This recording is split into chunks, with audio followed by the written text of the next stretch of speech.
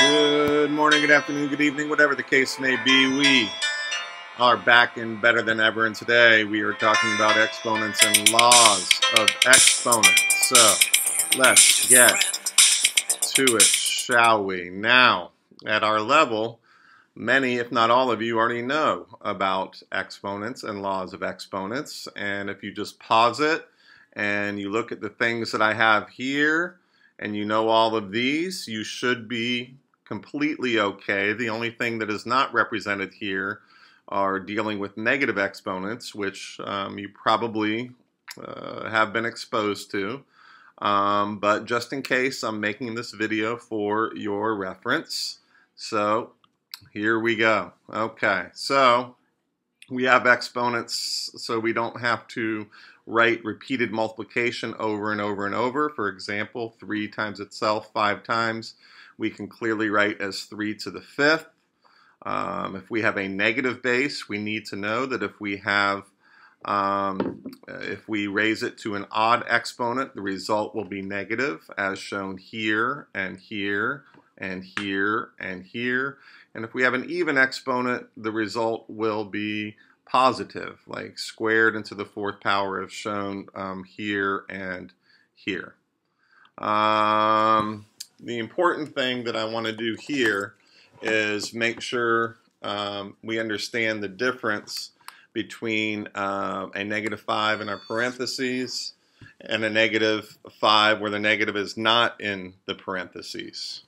Students continually just make silly errors with that, and particularly when entering it on their calculator. So let's see, I'm just going to do B and then kind of improvise or go off the charts here. What is the difference between -5 to the 4th power within parentheses and then -5 to the 4th power? Well, if we forget about the negative for just a second and think about 5 times 5 times 5 times 5, we get 625. Actually, I want to make this cubed because that's where the result is going to be negative. Even, oh no, I'm going to go back to the 4th. I'm an idiot. Okay, so that's 625. And here the negative is included within the parentheses, so a negative base to an even exponent is going to end up being positive. Now if I have this, -5 to the 4th power, the only thing that's being raised to the 4th power is the 5, not the negative. If I wanted the negative raised to the 4th power, I would have to include it within parentheses. So this would be equal to 5 to the 4th is 625, and I've done that. The negative wasn't involved, so it is still there. Let's do an odd power, like, I don't know, -4 cubed versus -4 in parentheses cubed. Again, 4 times 4 times 4 is 64, yes. So the negative is outside, though.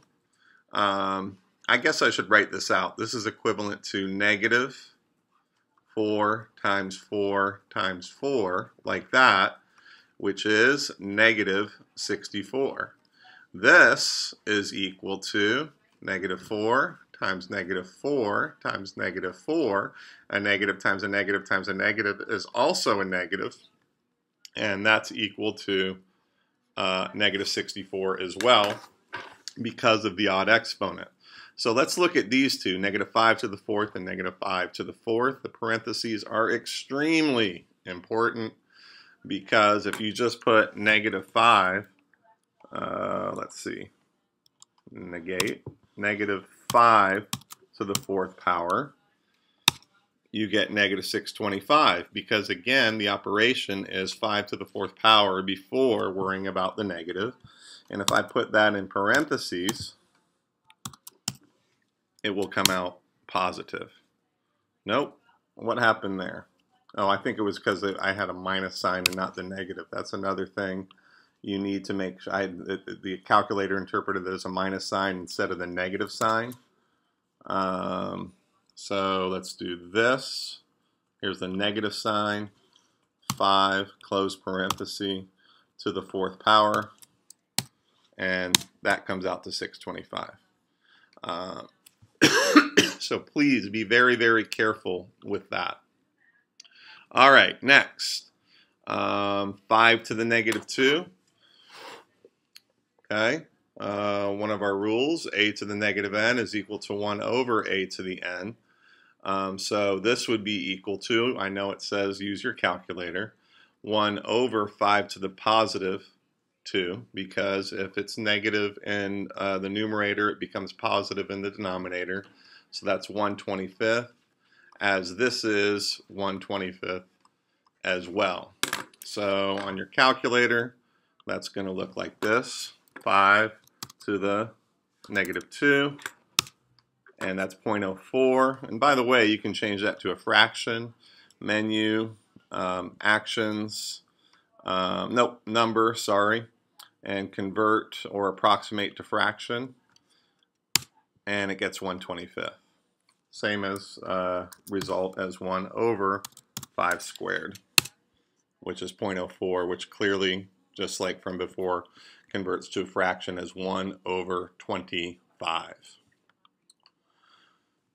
Okay, rules of exponents. I wanted to go over the y. This really doesn't have to be a memorization thing. So a to the m times a to the n equals a to the m plus n. So let's say we had x cubed times x to the 4th. Well, if I wrote that out, that's x times x times x for the x cubed times x times x times x times x for x to the 4th. That's 7 x's, and that's x to the 7th. Of course, the easier way is see, oh, I'm just adding those, and 3 plus 4 is 7. A to the m over a to the n, you subtract the exponents. Again, let's just do something like x to the 4th over x cubed. Well, that's x times x times x times x over x times x times x. Well, these cancel out, and you're just left with x, or 4 minus 3 is 1, x to the 1st power. What about this one? A to the m to the n, you multiply the exponents. Well, if you have x squared cubed, well, isn't that x squared times x squared times x squared? Then we're going back to this rule where we add our exponents, that's x to the 6. Well, adding 3 2 times is the same as multiplying 3 times 2. That's why we have this rule. A to the n, b to the a times b to the n. Give you an example there. I'm going to use numbers actually. Let's say I have 2 times 3 squared, and what they're claiming is that's equal to 2 squared times 3 squared. Let's check it out. Again, that's for this rule. So order of operations within parentheses, 2 times 3 is 6. So I get 6 squared, which is 36. Here within the parentheses, this becomes 2 squared is 4, 3 squared is 9, 4 times 9 is 36. So that's why we can say those are equivalent.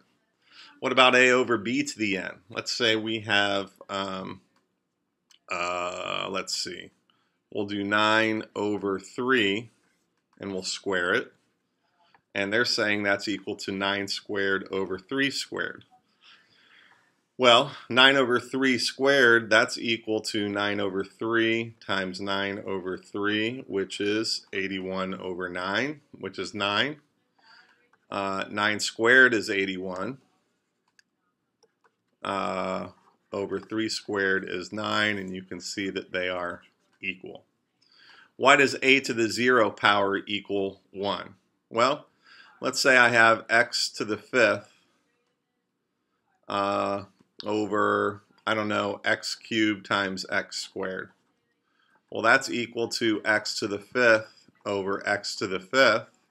Same thing over the same thing is equal to 1.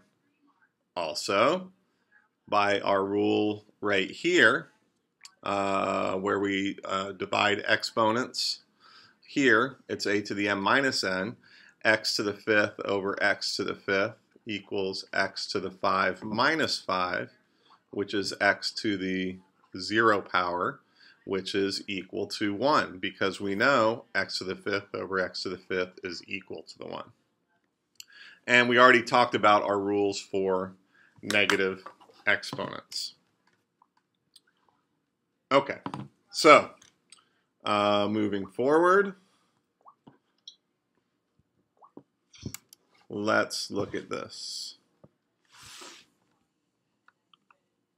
Simplify using the exponent laws. Well, that should be very quick. A to the m times a to the n. We add the exponents, so that's 3 to the 5 plus 4, which is 3 to the 9th.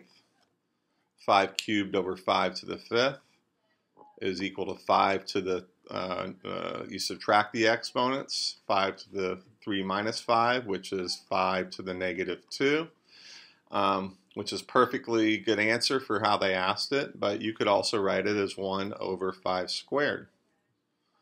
And m to the 4th times n to the, or raised to the 3rd power is equal to m to the 4 times 3, which is equal to m to the 12th.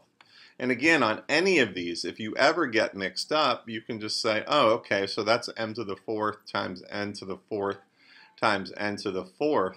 That's 12 m's, so that has to be m to the 12th. So even if you forget the rules or why they are what they are, you can break it down and do it fairly simply. Write as powers of 2. So they want each of these written as 2 to the n, some power n. Well, 16 is equal to 2 to the 4th power. Okay. So 1 over 16, well, in the denominator, I can write that as 2 to the 4th, 1 over 2 to the 4th. But they say as powers of 2, so then I would need to write that, bring it up to the numerator, and write that as 2 to the negative 4. Ooh, they're getting tricky, but anything raised to the 0 power is equal to 1, as we showed before. That anything, let's see, where's our rules? Anything to the 0 power is equal to 1. Of course, a could not be equal to 0. 4 times 2 to the n. Well, whenever they say write as powers of 2 and they have other numbers, you're looking to write those other numbers as an exponent with a base of 2. And of course, 4 can be written as 2 squared times 2 to the n. Same base, I just add the exponents, 2 to the 2 plus n or n plus 2. Okay. Power of 2 again, so this would be 2 to the m. I can rewrite 8 as 2 cubed, which is 2 to the m minus 3 by our division rule using exponents. All right, so write in simplest form without brackets. Okay. So remember, anything in a power, anything, well, if I have an expression within parentheses to an exponent, everything in that parentheses gets raised to the exponent. So the negative 3 is raised to the 4th power, and a squared is raised to the 4th power. I have a negative within a parentheses being raised to an even exponent, so I know it's positive. And 3 to the 4th power is going to be 81. And then here, exponent raised to another exponent, I multiply, so that's a to the 8th. Here, one thing I like to do is if I have a negative, I take care of it immediately. I kind of did here, but particularly when it's going to turn out negative, I know this expression is going to turn out negative because it's an odd power with a negative. So I'm just going to put the negative there, and then I don't have to worry about it. There's my fraction bar. Every single thing in here is going to be cubed. So that would be 2 cubed times a squared cubed all over b cubed. So that would be negative 8a to the 6th power, 2 times 3, over b cubed. Okay, almost done. Write without negative exponents. Ooh, they have it worked out here. And all you have to do here is if it's negative in the numerator, it's going to be positive in the denominator. And if it's negative in the denominator, it becomes positive in the numerator. So this becomes b squared is going to stay. A to the negative 3 becomes a cubed in the denominator. and c to the negative 1 just becomes c to the first power in the numerator, and we don't write an exponent of positive 1 because it's just assumed to be there. Let's see, write in non-fractional form. Again, they have it worked out for us there. Okay, so this is 1 over 2 to the 1 minus n. And I want to get rid of this denominator, so I can bring it up to the numerator as long as I negate the entire expression. So that's 1 minus n. Now, 1 times anything is anything, so I don't have to worry about the 1 any longer. And this becomes 2 to the negative 1 plus n, which is a perfectly good answer, but we always like to put the positive elements first. So most folks would write that as 2 to the n minus 1. All right, last thing. Actually, that was the last thing. I thought I had one more page, but that is it. So you know what that means. That means that I am out.